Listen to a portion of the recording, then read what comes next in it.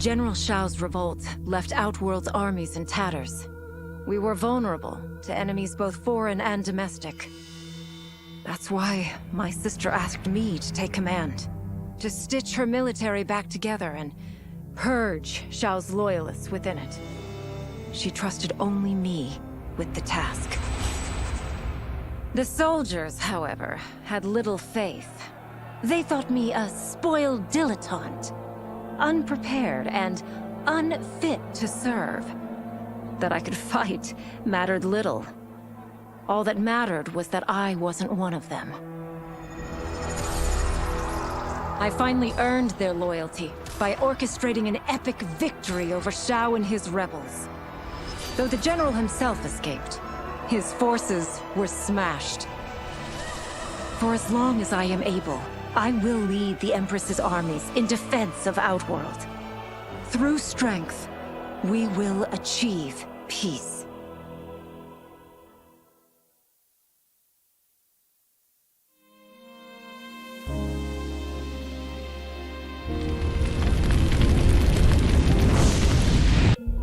Though worried about how the public might react, I met with Baraka to discuss his Tarkatans.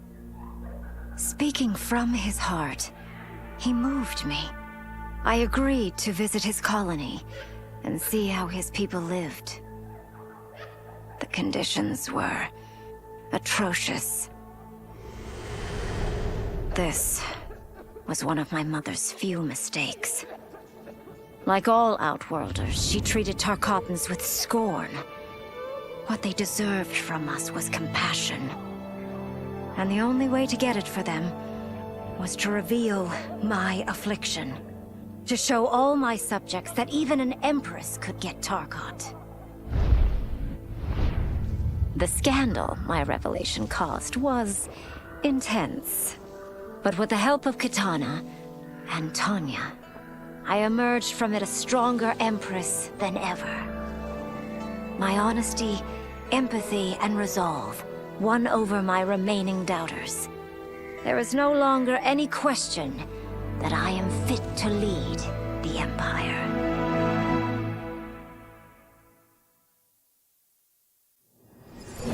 Until recently, I hadn't met Li Mei, but I had heard the stories. How the Umgadi's matron superior blamed her for not preventing Emperor Jared's murder. How she quit in disgrace rather than accept punishment. But those stories didn't fit the woman I now knew.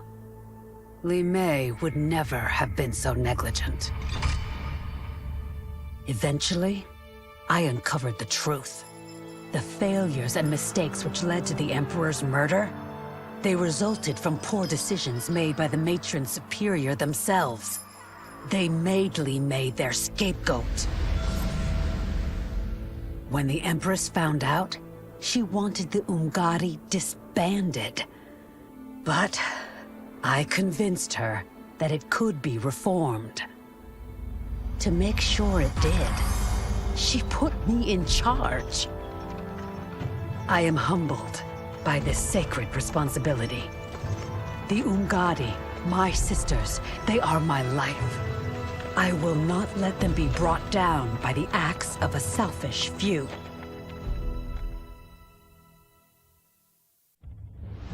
To elude capture by Empress Melina, I joined Havoc's crusade in Saido. There I summoned more magic than I thought possible, and drowned out the old regime. Havoc's longed-for anarchy had been achieved. He was more than satisfied. But I was left empty and broken. Had I been satisfied as Outworld's High Mage, not let myself be tempted by Shang Tsung, a great city would not now lay in ruins. I've caused devastation, ended thousands of lives, all because of my blind ambition. I've betrayed my oath, my sovereign, and my realm. These high crimes merit punishment, and I'll accept whatever the Empress gives me. My only ambition now is to one day be forgiven.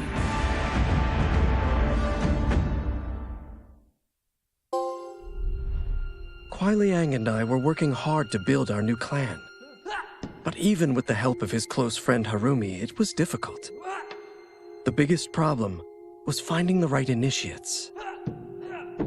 Then, one night, while walking outside Harumi's compound, I was attacked. I thought at first it was a Lin Kuei assassin, but his strikes were too uncertain, too angry. My attacker, it turns out, was a boy. Homeless and hungry, his assault was born of desperation. He needed money so that he could eat. It was like looking at myself 15 years ago. I would have ended up just like him if the Lin Kuei hadn't taken me in. So I took the boy to Kuai Liang, who also appreciated his fire. We made him our first initiate. The boy's name? Hanzo Hasashi. No sooner had Titan Shang Tsung been defeated than Bihan and his loyalists hunted us down. Outnumbered, we fled to Japan. There, we sought refuge from an old family friend. As children, we played together. But Harumi Shirai was a woman now, the head of her clan. Her strength, beauty, and intellect awed me. Also incensed by Bihan's betrayal, Harumi agreed to help me forge a new clan, one that would stand against him and defend Earthrealm. Her aid proved invaluable, and as time went on, we grew closer.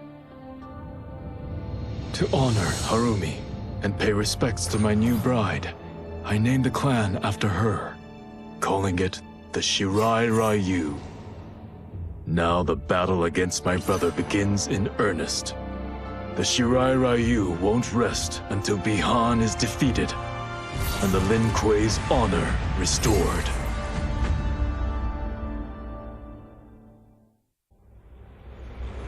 I had broken the Lin Kuei free of Liu Kang's enslavement. We were now masters of our destiny and could take our place among Earthrealm's great nations. But taking and holding territory would require a vast army. I needed more fighters to make our presence felt. Then I recalled Shang Tsung's dragon warriors. An army of them would be unstoppable. But trafficking in such strong magic would surely draw Liu Kang's attention. Sector advised that we avoid detection by building our army using science, not sorcery. We've invested much into this endeavor, and we are beginning to see results. Once again proving the depths of Sector's genius. When we are done, all of Earthrealm will honor our desires and heed our demands. If not, they will face the Lin Kuei's wrath.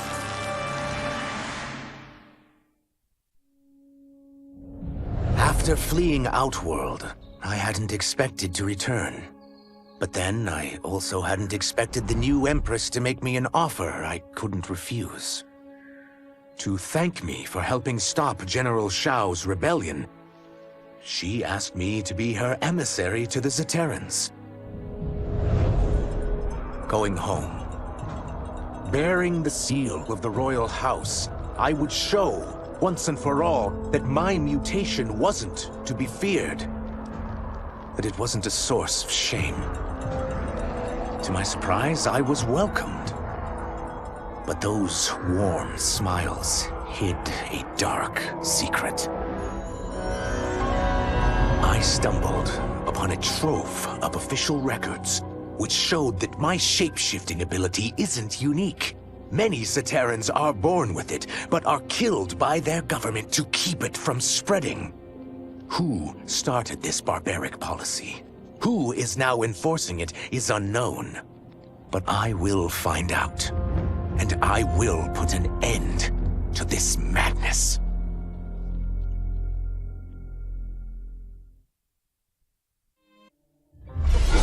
As her reign began, Empress Melina faced many challenges. To meet them, she turned to the people she trusted. Her sister to lead her army, and me to lead her Imperial police.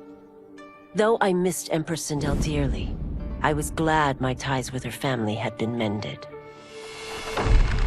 But while it was an honor to be made responsible for Outworld's internal security, I soon realized accepting the appointment was a mistake. I'm not cut out to be a bureaucrat, nor am I patient enough to navigate the Imperial Court's politics.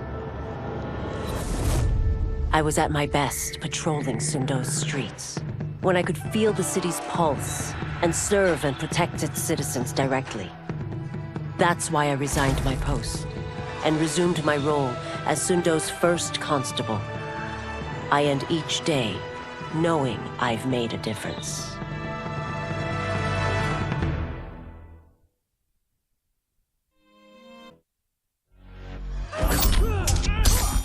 I wasn't looking for allies against the Yakuza, but I found one in Special Agent Jackson Briggs.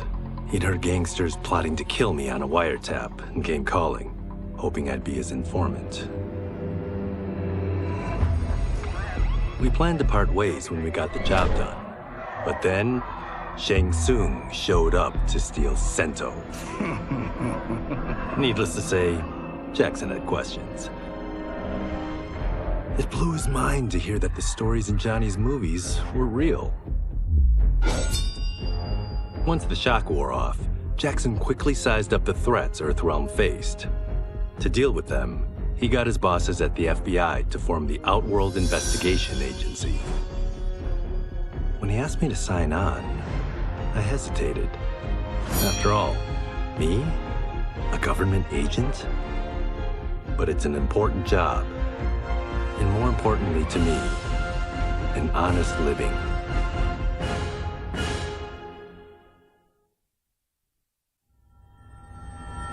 While the regime had changed, little else had. My people still suffered in silence, ignored by the rest of Outworld. Though now I knew Empress Melina's secret, that she was also afflicted with Tarkat. If anyone would help, it would be her. But how to get an audience? Syzoth. He was the Empress's new emissary to the Zaterrans. I asked him to introduce us. At great personal risk, he agreed. And as I'd prayed, the Empress was willing to meet. Even better, she would visit the colony.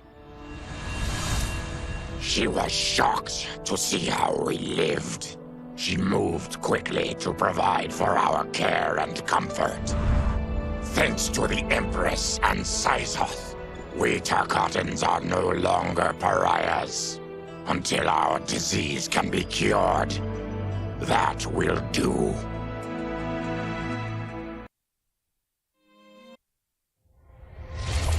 Though the barriers between timelines had been rebuilt, there was no question that they could again be broken. Protecting this timeline would require eternal vigilance, so that it could not fall victim to further outside aggression. But nothing in my countless lifetimes had prepared me for this task. In none of them had multiple timelines ever coexisted. Monitoring them for threats was an entirely novel problem. It would require a novel solution.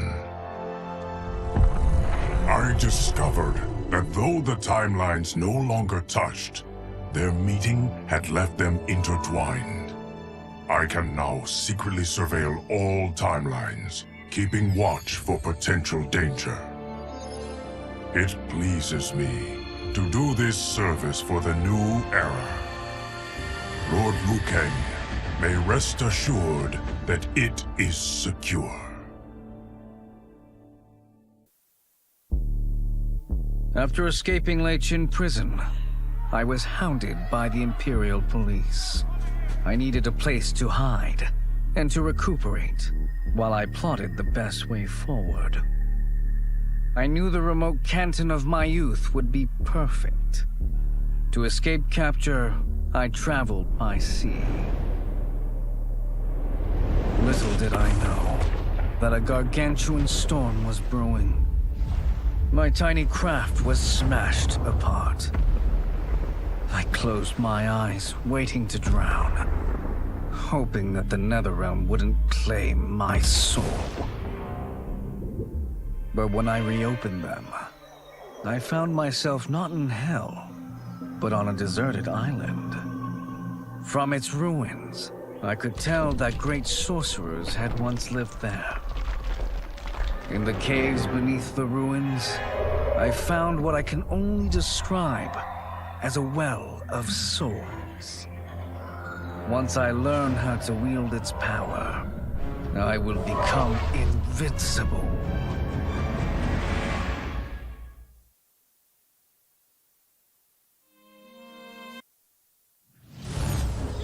The battle had been lost, but the war isn't over.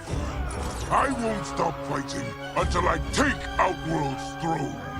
That they thought Lei Chin prison would hold me is laughable. Once free, I began planning my next campaign. I would need an unstoppable army to overthrow Melina. Unfortunately, most of my former soldiers lacked the courage to rally to my standard.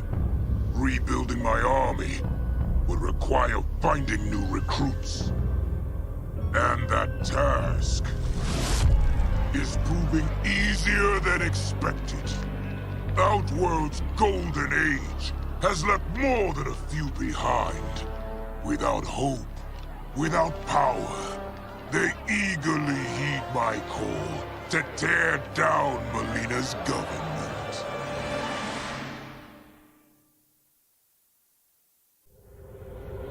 As the darkness enveloped me, I took a long last look at my family. I did not expect to see them again until their souls joined mine in the living forest. But miraculously, my beloved husband delivered me from oblivion.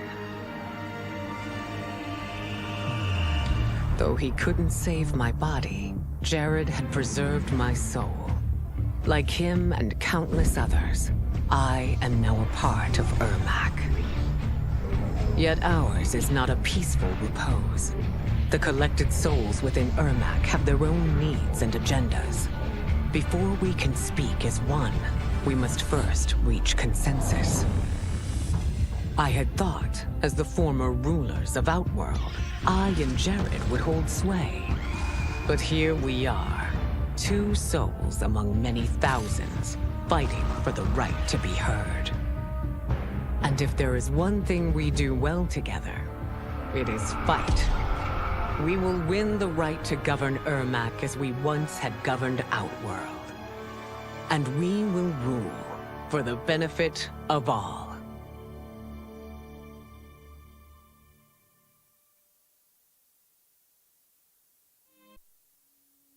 With General Shao freed from prison, we began raising a new army against the royal family. Though many were eager recruits, few were good at soldiering. It was so bad, the general was forced to change tactics. He decided that we needed a doomsday weapon. That weapon isn't a thing, though. It is a monster. Onaga, the Dragon King. The general told me the old legends were true. That his ancient ancestor defeated Onaga, trapping him deep inside Mount Sagan. The Dragon King is still there today. His pent-up fury waiting to be unleashed. Because Onaga is so dangerous, the general wouldn't risk trying to tame him before. But now, he feels we have no choice. Though I likely won't survive, I accept this mission gladly. I can think of no greater honor than to give my life in the General's service.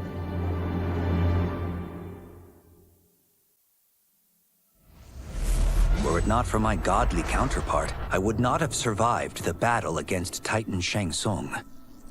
Meeting him, though, raised questions. Why did I replace him in this new era? Why was I made mortal? Lord Liu Kang told me of his Raiden's nobility and righteousness, about his steadfast leadership in the defense of Earthrealm. He also told me about Raiden's dark side, how he could be consumed by rage and cast aside the rules he otherwise lived by. Making me mortal and incapable of such anger was to keep me from following in his footsteps. Though I understood the reasons why, I felt I had been done a disservice. To survive the coming battles, I may need the edge that only great rage can bring. As the Shaolin couldn't aid me, I sought out someone who could. Someone to stoke the fire within me and teach me to master it. For this, I could have no better teacher than the Shirai Ryu's Grand Master.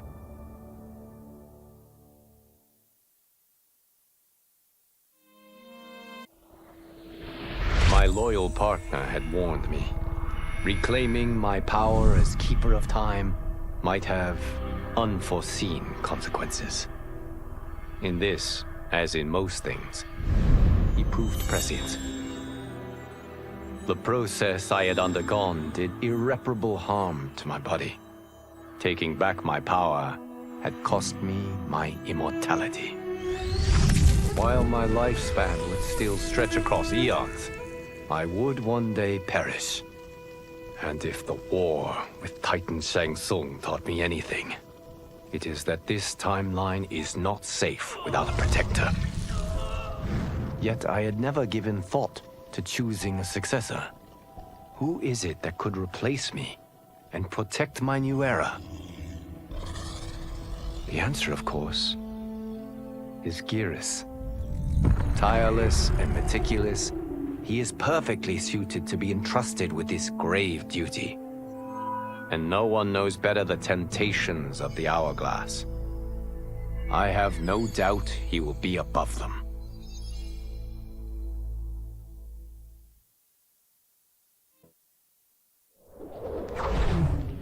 Since this whole thing kicked off, I'd wondered why Liu Kang chose me to be a champion.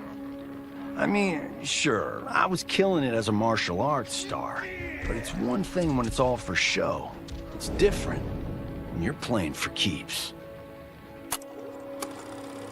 Then Liu Kang let me in on his master plan. He wanted the masses to know about the world beyond them, the one filled with gods and monsters, and he wanted me to tell them about it.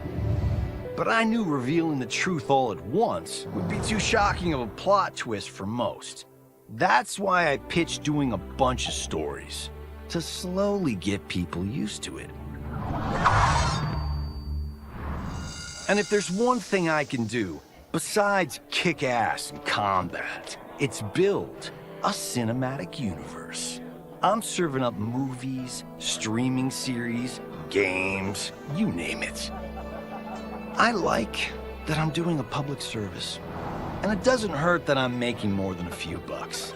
It's the kind of synergy that would make any studio mogul proud.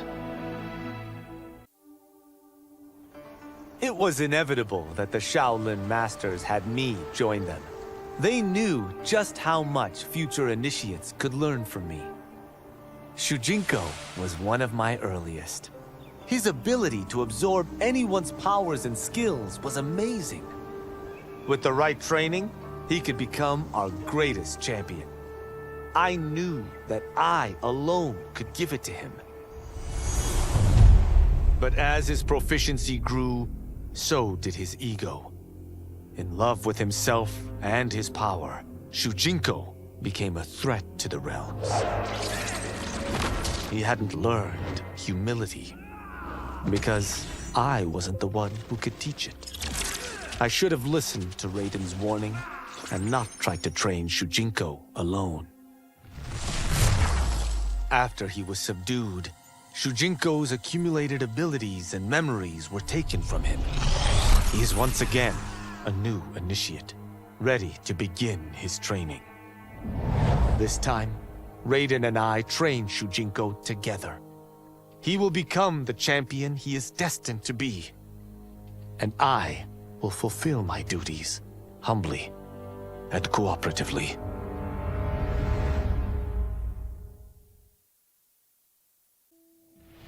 I couldn't believe that Liu Kang welcomed me in Earthrealm, or that he thought me worthy to study with his Shaolin masters.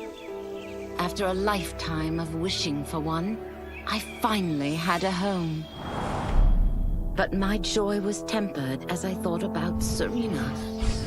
My shadow sister was still under Quan Chi's yoke, and she deserved a life free of him as much, if not more, than I. Quan Chi and my other sisters proved tenacious, but they were no match for my blade. I snatched Serena from them. Then Liu Kang helped me break Quan Chi's spell.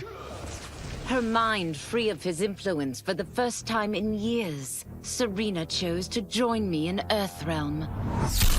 My sister and I once again fight side by side. Only now we do so for Earthrealm. Together, we have formed the Order of Light. Quan Chi's plot collapsed.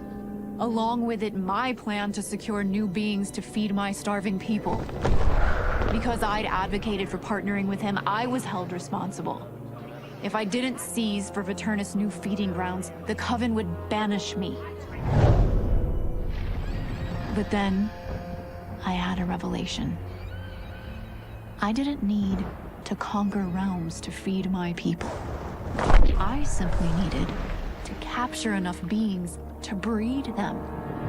Once they multiply, Viternus will have a limitless, renewable source of food. And I only need a few thousand to start. A number so small compared to the billions in the realms that no one will notice as people go missing. But it will be more than enough to establish our breeding stock and feed a ravenous Viternus.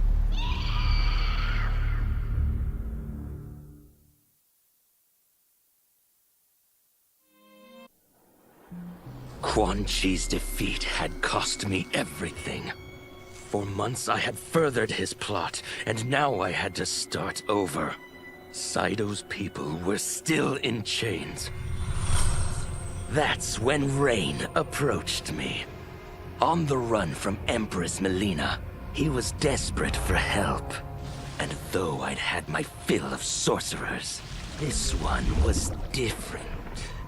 I agreed to provide him safe haven. He agreed to help topple Saido's government. And topple it we did. Rain summoned a wave so fast, so powerful, that it crushed the capital. Saido's fascist rulers were swept away. My people are finally free. They can chart their own course, needing only to follow their own desires. Their lives are now blessed by anarchy.